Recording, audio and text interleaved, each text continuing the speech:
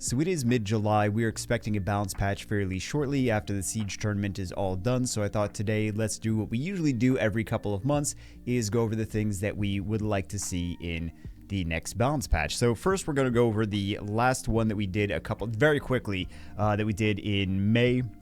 And then we're going to go over the new one. So this is the things that we're hoping to see in the last one, which some of them we did get to see, and some of them we did not get to see. So Gargoyles I'm always hoping to see. We did see some Bayock improvements. I don't know that they're really premium units, but we did get to see some.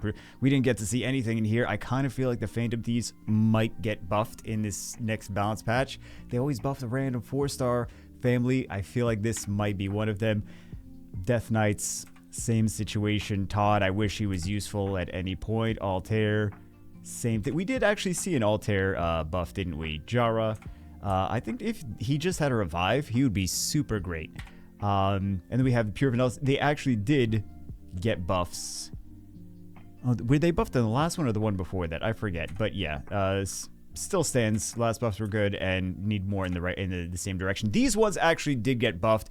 The Wind Puppeteer does not need anything else. The Dark one, I'm gonna have to let the Dark one was a noticeable difference though. Fire one I still feel like needs more. The underperforming 2As. So, and I think this was actually semi-accurate. I think this was like half right. So let's go over to the new one that we just did for this month. So now we're on to this month's July 2023. This one, remember, we're getting Reloaded Part 2 in August. So I think we might not see a crazy bounce patch for this one, but we usually don't see, with the bounce patches being so close together nowadays, we really don't see anything ridiculous that is game changing. So probably another lackluster one since they're doing new 2As, Living Armor and Frankenstein at the end of August and Reloaded Part 2. What else? We're going to try and mention some different ones that we didn't mention in the last bounce patch hopefuls 2 months ago. This we kind of did mention, but I wanted to go over a little bit more. Big damage, but it's nothing if you can't do this setup. In my opinion, if you're going to set something up for protection and big damage, you're better off using Katarina, who I think is a fantastic unit right now. If they don't have strips on arena defense, Katarina has been a very, very solid, consistent unit. I use Jameer, Katarina, Kabezanuf, and Wusa, and it is a very, very high win rate as long as they don't have strips, right? It's good against like the Triana and the Manon and things like that.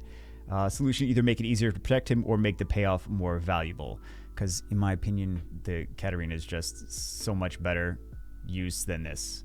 Gargoyles, the same thing. We don't have to go over that too much. The same thing. This I wasn't expecting to put on here. I think that he does a lot. Don't get me wrong. He does a lot, but his passive never actually stacks. Theoretically, he is a great unit. Many turns in after his passive is maxed, he gets so much speed, it's crazy. But I have never seen, I looked at dozens of these matches with him in it, I have never seen his passive fully stack ever. So it's not really a thing that's happening, which means that maybe it needs to be modified. Not a buff, he doesn't need to be a better version of what he currently is. He just needs to be changed a little bit. Either number 1, be more effective nuke and changing the passive, or 2, be more bruiser and change his reduced cooldowns part of his skills to some survivability mechanic, maybe the same one as the Water Indra, just reviving from the dead.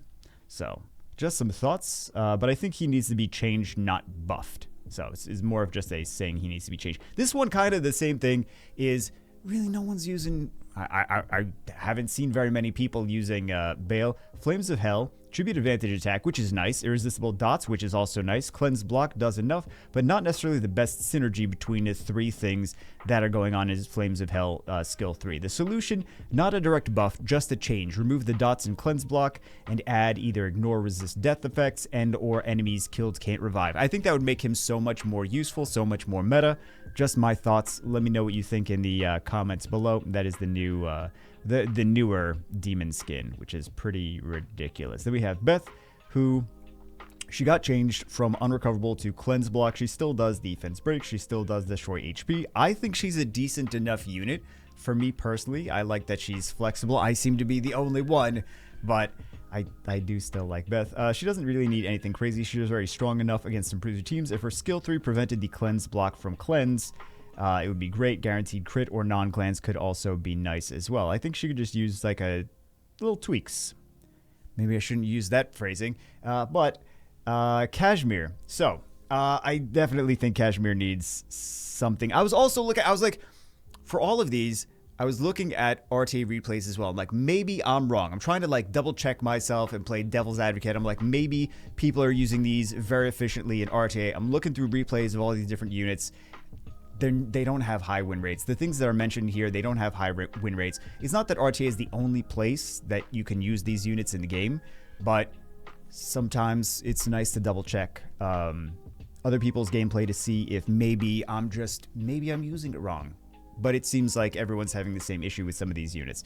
So 2 conditional. Why does he need to have so many conditions to land a single target kill for a nat 5? That's the question, right? And he resets his cooldowns too, but it's still not enough. So he's unreliable. There's really no reason to pick this over Sonya, Lenny, which is the Wind Gladiatrix, Odin, Ciara, not to mention others. I mean, Odin needs too much setup in RTA, so you really don't see Odin very much in RTA. I've seen people use him, but you really don't see him that much in RTA. But it's just Sonya.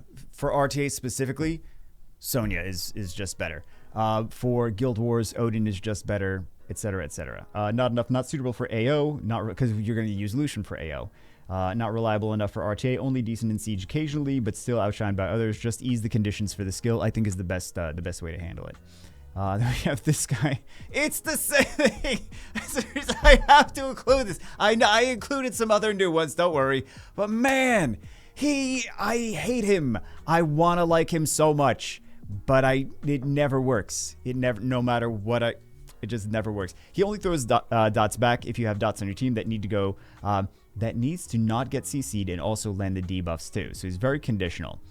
In one specific instance, he needs to not be CC'd. He also needs to have dots on the team. It's not enough. Compare him to Hearn, the Water Dryad, who throws all debuffs to an enemy as well as Oblivion attack bar down, defense break, skill 3. She's the most comparable and a substantial amount better. So he's just almost unusable.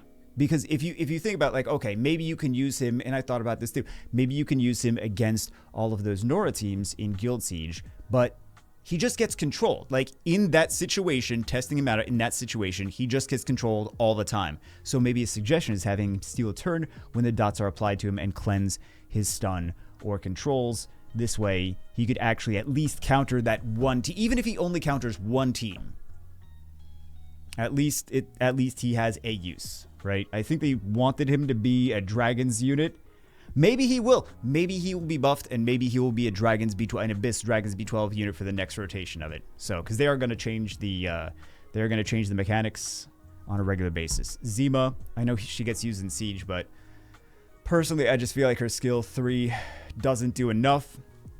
The caveat, though, is if her skill 3 did more, then she would be better than Gianna.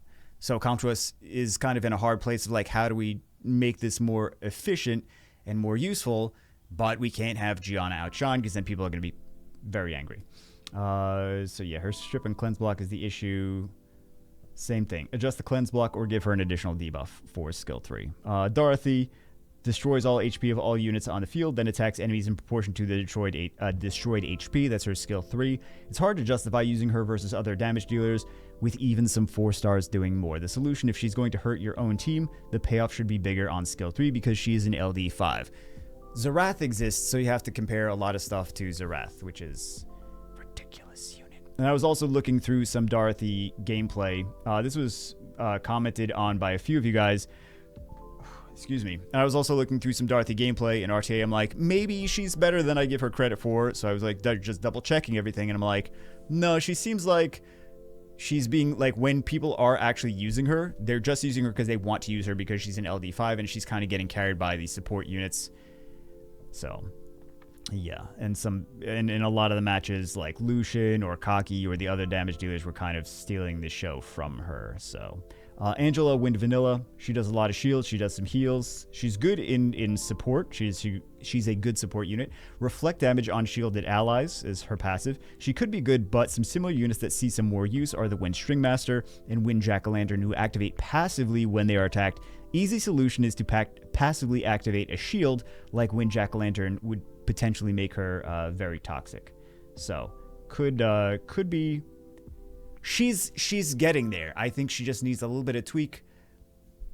but having a passive shield activate, that could make her really, really nasty, and you would see her everywhere on arena. You like, it's tough to make it better and not have like the Manon treatment where it's like, I hate this unit. Like, you just hate it. It's all over the place, and it's ridiculous. It's very frustrating. So, but then again, you can also do things like Leica or the snipers who go through those shields. So, and then we have Ying. So Ying is a unit that I usually don't include on these balance patch hopeful things. I know the Ying owners like, yeah, include Ying. Include, oh, my face is kind of covering it. Almighty Strength passive conditional upon enemy having lower attack power than his. Simple solution. No Dark Ninja pun intended. In my opinion, he would get a lot more use if the passive condition of if enemy has lower attack power than yours, because that's what it's actually needed to activate his passive. If his passive was always active, then I think that would be a great solution. He really doesn't need much, in my opinion, but the passive just always being active instead of conditional would be great. Then we have Raul. So this is kind of weird because I'm kind of contradicting what I said earlier. If anyone would benefit from, I think we didn't, did we mention all the cleanse block things? I think we already did. But if anyone could benefit from a cleanse block on skill 3, it's him. I was looking at some Raul gameplay, and he's used in some things like against Shizuka and teams like that, and he works well, but this would be great. He works well against Shizuka, Riley Wusa, etc., but this could actually be a case where cleanse block could be useful on this particular unit, so he would strip, block beneficial effects, and then block cleanse. So this, I think, could be the great place for a cleanse block harmful effect. What do we have next? Oh my goodness. Okay, now we're good. I'm trying to scroll through it. It's not scrolling for whatever reason. Cecilia. Usually I try to not put this because of bias because I have Celia, but as mentioned 1,000 times before, her skill 2 was collateral damage nerfed when they nerfed the water one. We have this one buff sweet spot where as soon as the enemy either has no buffs or tons of buffs, she loses a lot of value. It's one random buff from one random unit and can be resisted and do nothing at all. So it half the time on defense, on siege defense, she works all the time. She's ridiculous. But, you know, siege defense seems to have different mechanics than the rest of the game. If you're doing, like, RTA and your entire team that you're fighting against has shield and will, she'll strip something, maybe, on a random enemy. Is it the one you want? No, probably not. But, you know, there you go. And then her skill 3, maybe she sleeps everything, maybe she sleeps nothing. Who knows? It's not really reliable. So she's okay in some siege setups or on swift arena defense, but not nearly as useful as she should be for an LD5. She should strip all buffs from the random target. Even on arena defense, you just put shield will on. You don't know if it's going to strip the what. Just like strip Tiana will runes. Like, okay. GG. But and sleep is what I mean. So not nearly as useful as she should be for an LD5. She should strip all buffs from the range. It's still a random target, right? She should strip all buffs from the random target, and her skill 2 should be 100% effect chance. Not ridiculous, just that's what she should, in my opinion, that's what she should be. We don't need her to be too OP. We just want her to be something that we can kind of rely on sometimes. Because we never know. As Celia owners, you know what I'm talking about. We never know if she's going to work or not for anything. And we really need that to not be the case for a LD5. Shahad and Bayock. He is a 5-star single target damage dealer that does dots. He's comparable to some Nat 5s that just do what he does but better. There's really no reason to pick him over anything, even PvE. He's pointless and struggle to try to understand what they saw as his use. He needs a clear direction and he needs a buff. I think this is I don't have this, but I played with it on, I don't remember whose account I played with it on. And then I was looking at replays of it and I'm like, no one's really doing amazing things with this unit. So no one's really doing much of anything with this unit. They're just like, I kind of like to use him, so I'm going to use him. Then what else do we have? But it's not like, it's not even an, oh geez, it's not like even high level play or anything. So we have Claire, decent but not enough. Okay in Guild Wars with Basset teams, but outshined by Sonya and Ember in endgame PvP. She's the weakest element. The other ones are so strong though. It's like, it's easy for her to be the weakest element because everything else in terms of battle angels are very, very good. So she needs what Fire Cassandra already got. So she would work well with something similar. So like Theomar's, Fire Cassandra, some kind of death prevention kind of situation would make her make her better. The skill 3 is a defense break and it increased attack gauge.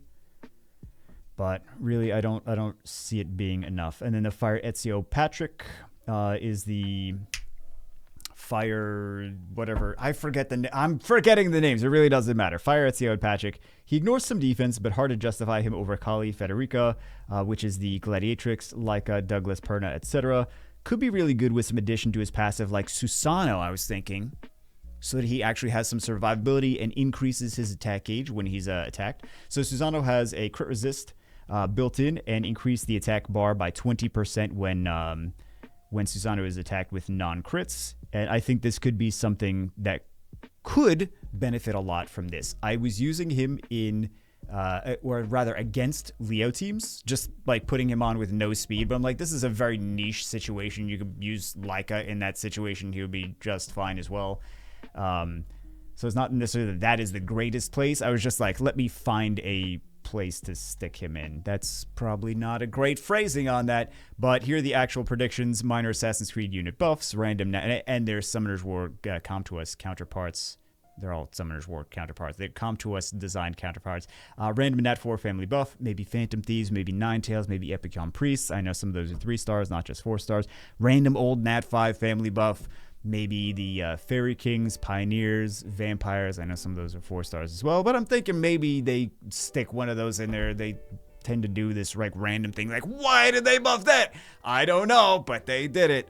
So they like to keep us on our toes, I suppose. New packs, of course, and then they're gonna probably move random buttons and text to other spots, because that's what we get in these updates. Anyway, that's it for this one. Hope you guys enjoyed it. Let me know what you think, what you were hoping to get buffed in the comments. If you see something that's a good idea in the comments, upvote it so it goes to the top. Maybe the 1% chance that Come To Us actually sees this video, they won't see this video. I hope you enjoyed it. I'll see you as always in the next one.